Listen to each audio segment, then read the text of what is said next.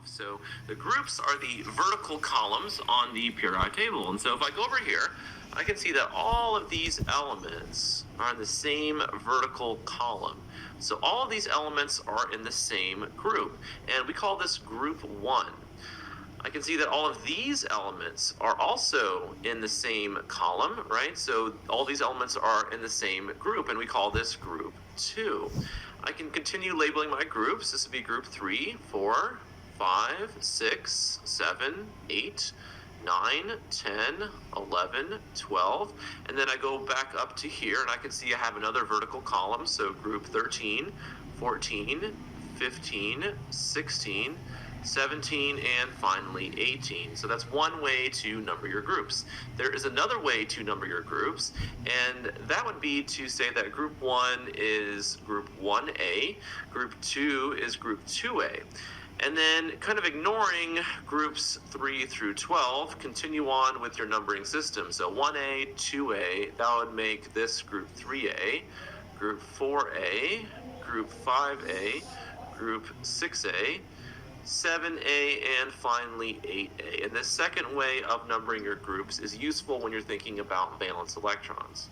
And so let's move on to the concept of periods, right? So a period is a horizontal row on the periodic table. And so if I look at period 1, and I just move across my periodic table, right? Hydrogen is in the first period, and so is helium.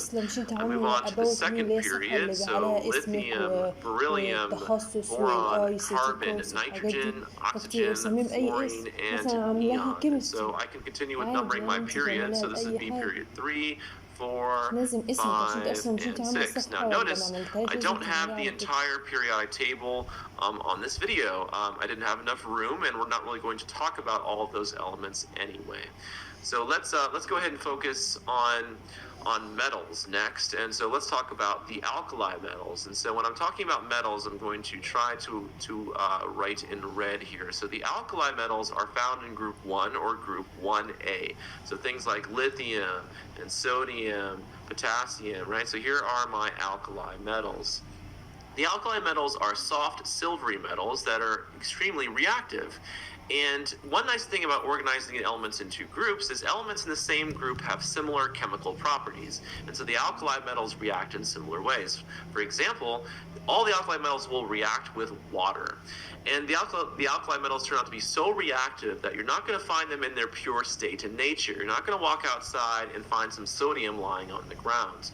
Okay, they're found in nature in combination with other elements. All right, let's talk about hydrogen, because hydrogen is also in group 1, but hydrogen is not an alkali metal. Hydrogen is a non-metal. So let me go ahead and draw that in green here. So I will represent non-metals in green. So hydrogen is the exception in group 1. Next, let's talk about the alkaline earth metals. So you find those in group 2 or group 2A.